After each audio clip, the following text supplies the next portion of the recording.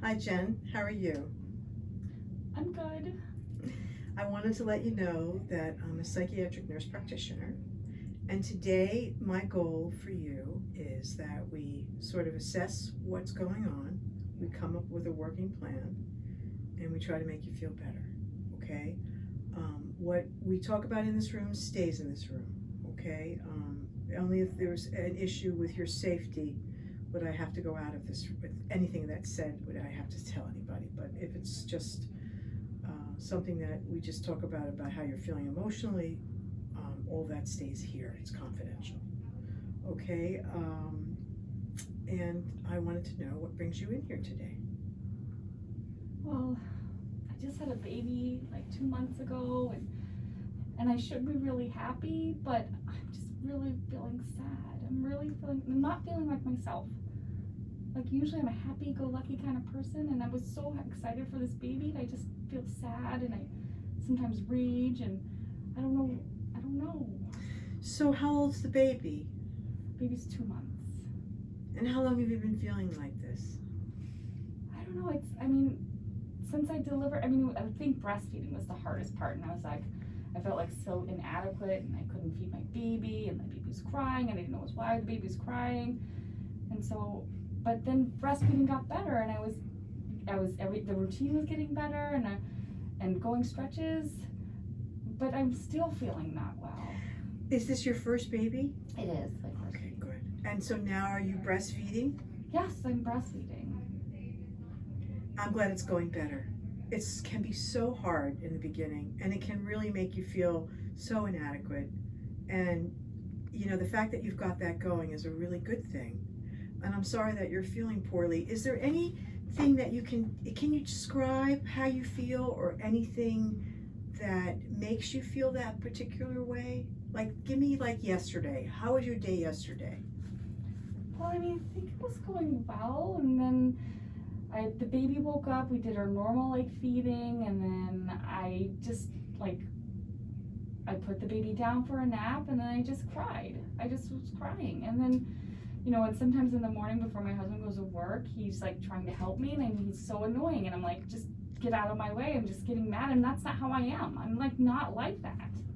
And he's trying, but I think that this could hurt our relationship too if I keep.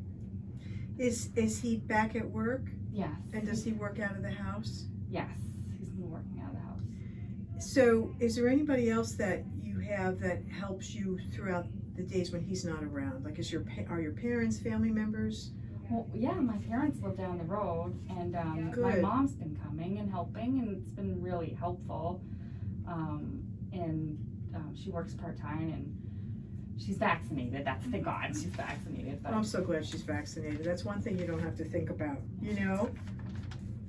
Well, okay. How about any support groups or any friends that you've made or that have kids yet? Yeah, and I have one friend who has a kid, but I'm kind of embarrassed to talk about how I'm feeling, because I don't want she seems so happy and everything's so well, and something's wrong with me that I can't get happy. Well, I want you to know that sometimes when you feel poorly like this after you've had a baby, or you feel sad or irritable or anxious, that sometimes we feel guilty. And, it's just a natural feeling to feel guilty, but really it's nothing you've done, and with support and with some help, you don't have to feel this way anymore. Now, do you have a history of anxiety or depression, or any medical psychiatric kind of history? I don't have any history of anxiety or depression, but I have had seizures, and I'm on Lamictal. Okay. I haven't had seizures in years and years and years, Good. But I have. And who monitors you for your Lamictal? Who gives that to you? Was it your neurologist? Yes, I have a neurologist who I see once a year. And have you ever been in therapy? No, I haven't been in therapy. And have you ever had a period, never in your life, where you felt anxious or depressed? Not. Or anything? Not yourself? Not like this. In college, with that transition was really hard, but I didn't feel like I was, I don't know. Nothing like this, how I feel right now. So tell me, Jen, how is your sleep? Well, how's the baby sleeping? You're breastfeeding. Before we answer that, do you ever supplement with bottles? Do you ever let your husband give the baby a bottle? I haven't. Have you thought about that? I've thought about it. So maybe he can take a stretch of time so you can get some time to yourself. Yeah, I mean, I don't like I just never have like it's been so hard. I just like do what I know I can do, and like I was like, oh, then I have to pick out the pump, and I don't know how to use the pump, and it's just I need to get more help. But it's just been really hard. I just don't want to. I just want to just sleep. How is the baby sleeping in the night? How often does the baby wake up? The baby does pretty good. Like wakes up, like goes a stretch of like 3 or 4 hours. That's the longest. Okay. Right now, we're really lucky when that happens. But I'm doing all of the feedings, so I try to be really quiet because my husband's working. So are you able to get back to sleep after the baby's done with her feed? No, I mean the baby's doing good, but I'm having like I'll feed the baby and then I'll put some laundry and I know I should go back to sleep, but when I lie down, I'm just like I can't keep thinking about like the next thing to do and the baby and like did the baby do okay and. So you keep do you think of thoughts that keep going around in your head? Is this something that is that something that occurs for you when you can't get back to sleep? Yes, I feel like I just can't settle. So then I watch the show or I look at my phone, look on Facebook. And I know I'm not supposed to do those, but I'm like, what am I supposed to do? I'm like just sitting there like with my eyes wide open. It's so hard. Well, so how many hours of sleep on average would you say, like the range, would you say you're getting? I mean, I do get some chunks of sleep, maybe like 2.5 hours or so. That's it. And like in a row, but I do get some sleep. Like I'll go 2.5 hours, feed the baby, go 2.5 hours. That's where I'm sometimes supplementing with a bottle, and it could be with breast milk that you pump, and then you can get like a 4-hour stretch. If the baby, in the early evening, at 9 o'clock, you could try to, if you could, get to sleep. And sleep till like 1 or 2 and let your husband do the 11 o'clock feeding. It's just a suggestion to help with you so you can get more sleep. What about nutrition? How are you eating? I mean, I eat okay, I think. If I were to ask you, are you able to do self-care, which means just taking care of your needs, how would you answer that? I think I'm able to self-care. Like I'm like, because my, never when my mom's gonna come over, I have to look presentable for her, but yeah, I mean, I want to get up and get dressed. Do you ever think of any suicide thoughts? Oh, no, I wouldn't. Have you ever thought, has there ever been a time in your life where you've had suicide ideation or thinking that you want to just... Oh, no, never. Has there ever been anybody in your family that has had that? No, not that I know. And have you ever in your life felt manic, or really, really, really awake at night? You want to clean the house day after day. You don't only need an hour, 2 or 3 of sleep, day after day after day. No, I've never had that. And what about the opposite, where you feel really depressed, really sad, hard to get out of bed day after day? No, Is there any family history that you're aware of bipolar disorder? No, not that I know of. Jen, what about any substance abuse? Any of that? No. Okay. And the alcohol or drugs? Yeah. No, I've okay. never. All right. And what about, have you ever had any head trauma? Did you ever hurt your head in anything, concussion or any of that? Oh, no, I've never done that.